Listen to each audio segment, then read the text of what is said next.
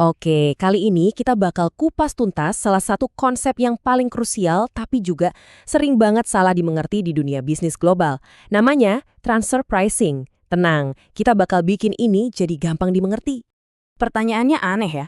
Gimana caranya nentuin harga jual ke diri sendiri? Kedengarannya mustahil, tapi ini benar-benar jadi PR harian buat perusahaan-perusahaan raksasa di luar sana. Bayangin, satu divisi jual barang ke divisi lain di perusahaan yang sama. Mereka kan harus pasang harga tuh. Dan harga itu, wah pentingnya bukan main. Nah, ini dia agenda kita. Kita mulai dari yang gampang dulu, pakai analogi. Terus kita bedah apa itu transfer pricing sebenarnya. Lanjut ke 3 cara nentuin harganya. Terus kita lihat gimana ini jadi permainan pajak tingkat dunia. Terakhir, kita bakal lihat kalau ini tuh bukan cuma soal pajak, tapi juga alat manajemen yang canggih. Oke, kita masuk ke bagian pertama. Biar gampang nangkap ide besarnya, kita mulai dari contoh yang simple banget. Coba bayangin sebuah perusahaan mobil. Ada divisi mesin, tugasnya bikin mesin. Terus ada divisi perakitan, yang rakit mobilnya. Nah, divisi mesin ini jual mesin ke divisi perakitan. Ingat ya, ini jualannya masih di dalam satu perusahaan, belum ke konsumen.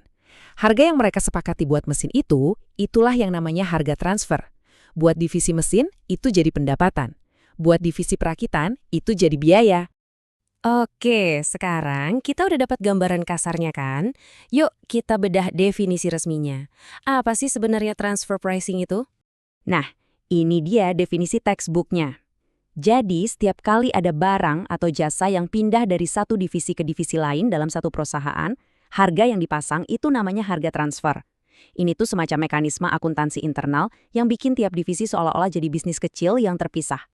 Intinya ada 2 ide kunci di sini. Pertama, transaksi ini terjadi antar pusat laba. Gampangnya, anggap aja tiap divisi itu kayak toko sendiri yang harus untung. Kinerjanya diukur dari profitnya. Kedua, ini soal ngasih label harga atau nilai uang ke transaksi internal tadi. Nah, 2 ide simpel inilah yang jadi fondasi dari semua kerumitan yang bakal kita omongin.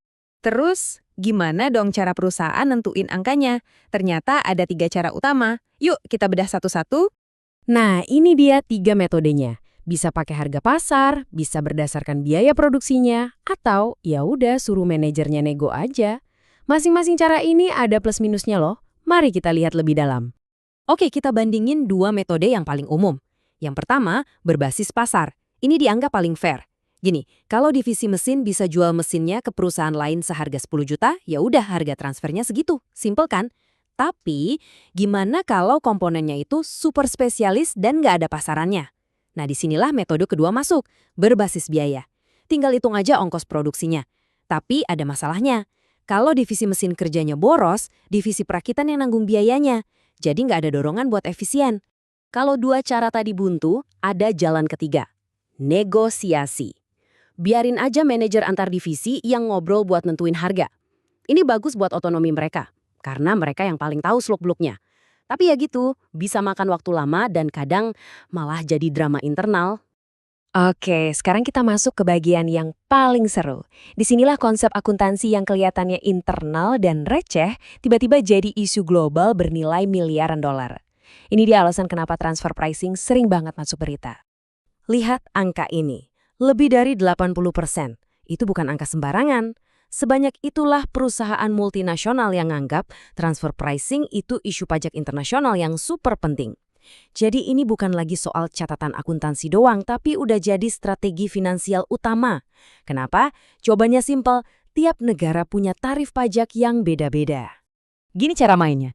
Bayangin, ada perusahaan yang desain produknya di negara A yang pajaknya 30%.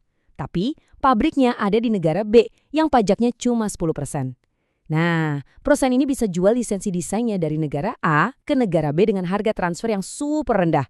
Hasilnya, keuntungan terbesar dicatat di negara B yang pajaknya enteng. Jadi laba seolah-olah pindah dari negara yang pajaknya tinggi ke negara yang pajaknya rendah.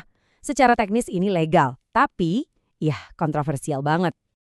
Tentu aja, petugas pajak di seluruh dunia nggak tinggal diam. Buat nyatasin ini, ada aturan main internasional yang namanya standar arm's length. Gampangnya gini, harga transaksi internal itu harus wajar, harus sama kayak harga kalau transaksinya dilakukan sama 2 perusahaan yang nggak ada hubungan sama sekali. Tujuannya apa? Biar harganya nggak diatur-atur cuma buat ngakalin pajak. Nah, walaupun urusan pajak ini yang paling sering disorot, kita harus ingat kalau transfer pricing itu pada dasarnya adalah alat manajemen. Yuk kita lihat lagi fungsi internalnya. Di luar urusan pajak, ini loh tujuan aslinya. Sistem transfer pricing yang bagus itu bisa bantu perusahaan ngeliat divisi mana sih yang beneran cuan. Ini juga jadi pemicu buat manajer supaya ngambil keputusan yang lebih pintar. Dan yang paling penting, ini mastiin tujuan tiap divisi itu sejalan sama tujuan besar perusahaan. Jadi, semuanya soal sinergi dan performa. Nah, disinilah letak dilemanya. Harga transfer yang paling pas buat motivasi manajer di dalam perusahaan bisa jadi bukan harga yang paling bagus buat ngirit pajak secara global.